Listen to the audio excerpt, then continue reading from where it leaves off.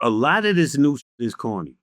But I mean, the problem comes with acceptance. Like we just gotta accept that that's the culture. But the culture, that culture, that's not our culture. All right. How you feel about the Max B situation with Cool G Rap? Oh man. I said on this Megs album coming up, I said a line. I said, something, something, something. I said, and Kane don't gotta say shit. I will smoke Max. Whew. And you know what I'm saying? Big Daddy Kane is the reason why I fucking rap. A lot of us, yeah, you know, and it's a Brooklyn thing, and it's like, yo, man, Kane could sick me on Max B. I like Max B though. Like, you know what I'm saying? I don't dislike him. I was listening to all that shit back in the days, but that shit is a no-no. But what I do want to do is delve into that. Like there's a lot of legends that people feel like it's blasphemous to say anything about, right? I concur. I think what that does is it promotes sucker shit. It allows the legend to do sucker shit and make people be like, oh, don't diss them. They was a legend. Now, Kane didn't do anything. This nigga just talking shit. So in this instance, it's like, yo, this shit is foul. But if a legend makes a project and that shit is ass, nigga, say that shit is ass. Don't just say that shit is fire because it's a legend and you don't want to get blackballed by a bunch of fucking rap nerds who fucking like, who gives a fuck, nigga? Tell the truth. I don't give a fuck, son. I'll tell these niggas to their face. You know why? Because I'm a fan first. Before I ever start rapping, I was a fan of this shit. And I really love this shit. This shit is like my brother. We grew up together, hip hop. And I'm gonna tell the truth to my brother. I'm not gonna lie to my brother that I grew up with. So yeah, if a legend, I just posted something the other day. I said, yo, I'm not a KRS-One fan. I'm a BDP fan. Yo, wait, we're gonna get into that in a little bit. But I want to touch on this first, okay? Because that's my next question, though. Okay.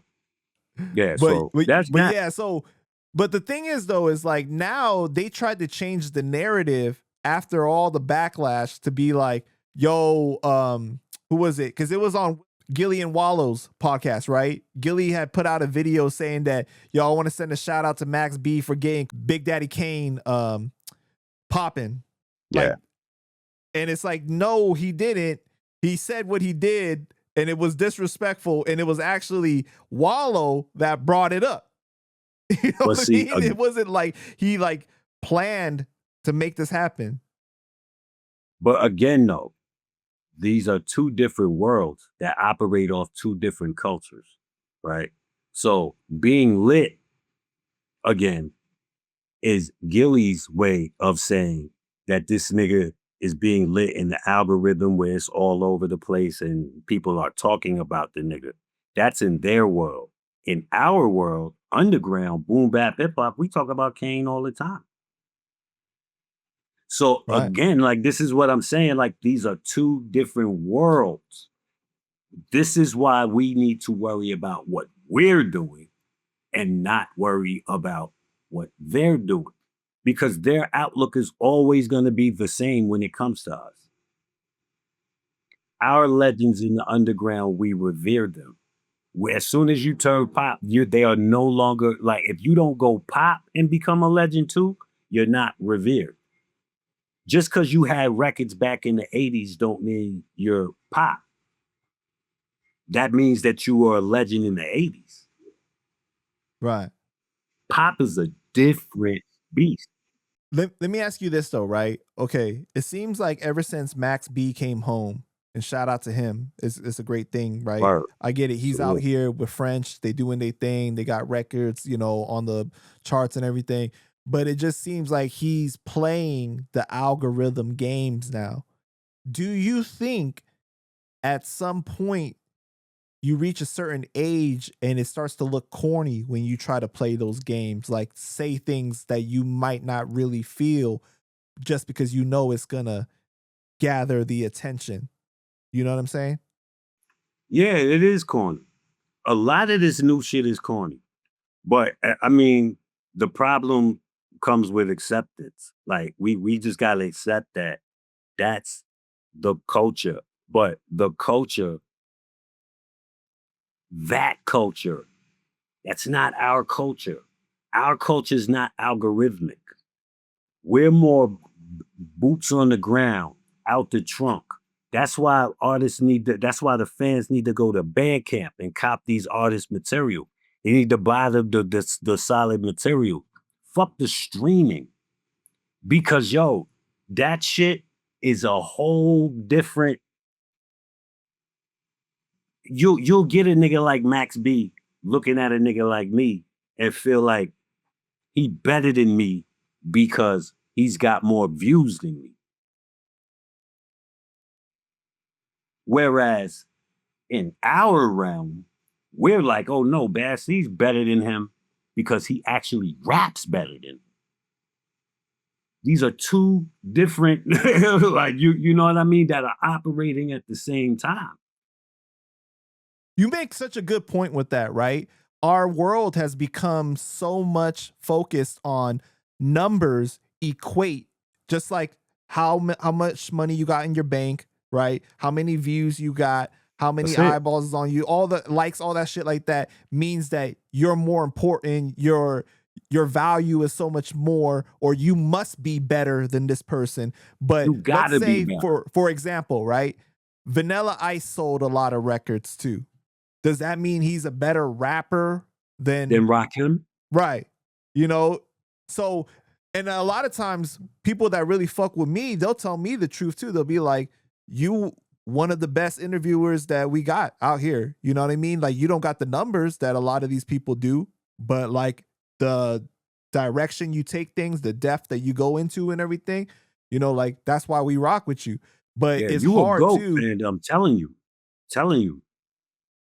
But it's hard too. Like I can understand from the artist perspective as well, where it's like you look at it, you're like, damn man, I know I'm better, but I don't get the respect that I deserve though. But hey, man, the thing with that is the people who need to respect you respect you. That's true. You know what I'm saying? That's all. That's all. And that's the fuel that keeps it going because telling you, bro, and then it's wild because I know for me, I don't want to go to that world.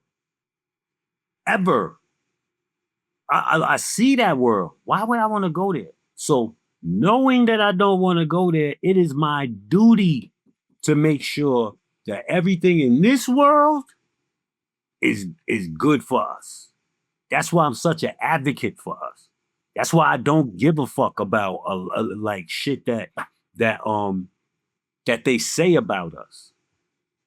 Because yo, my God, a person like Nas, we all love Nas. Why is it that when Nas comes out with an album, or I'm just using him as an example because he's the best example. Why is it that if he comes out with an album, you're gonna see the underground go bananas? Yo, they're gonna post his album cover. They're gonna at 12:01, they're gonna have a review, right? But they man just dropped, and all you did was give him a fire emoji. No bar breakdown, no Nas don't give a fuck about you giving a fucking review for his album. Why you not worrying about the underground? Why you not making reviews for people we haven't heard? We're gonna listen to Nas. Tell us about somebody we don't know. Your man. Why are you when Nas don't need your promotion? And then let me take it a step further. Mr. Nasir Jones, you think he really give a fuck about us like that, bro? as much as we give a fuck about him.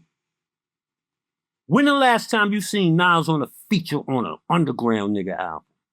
Huh? But you know what's so crazy though, like about what you're saying? It's like when platforms like me try to give light to people that don't typically get it to the level they deserve too. Like I'm talking about real in-depth interviews and everything, right? There'll be people that'll be like, why don't you interview people with bigger names? It's like, because then I'm gonna be like all these other platforms. Like I get it. You know, I want to do a balance, but at the same time, it's like these people need a light too, though. Right. If I don't give them the light, who's gonna give them the light? Right? You know what I'm saying? And for me, a lot of times I'm like, yo, this person deserves more respect. They deserve their flowers, and they don't get it. And I want to know more about their story. So why not create the content I would like to see? Right. Right. And then to add on to that, these same, okay, look at who's Nas's demographic is.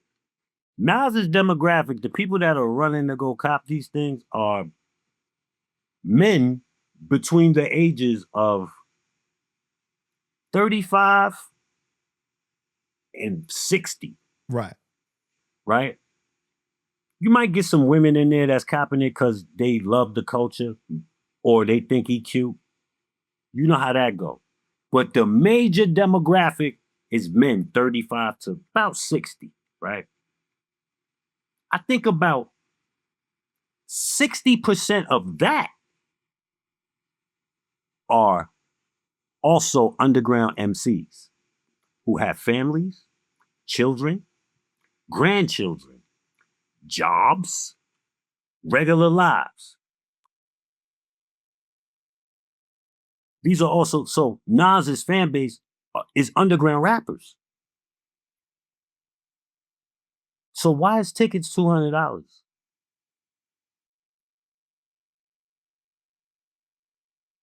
Why you not doing features with the underground niggas? I haven't seen it. I haven't seen a collab. And if you did, what's your price? If I seen you right now, nah, and I was like, yo, man, I want to do a joint, man. How much you want? What's your price? I'm a 9 to 5 nigga. What? So I just don't get a Nas feature? This is what I'm saying. So we holding these legends a little bit too high. Because they don't really fuck with us like that. They don't. Like, come on, man. These niggas be running to suck these niggas off, these legend niggas off. So a lot of these rapper niggas, I be seeing them. Like, did we follow each other? You know how when you follow the same people, you can see the shit that they liking, right? You drop something, they don't even do it, but it let it be somebody that they want to get seen on. Right. Cornballs.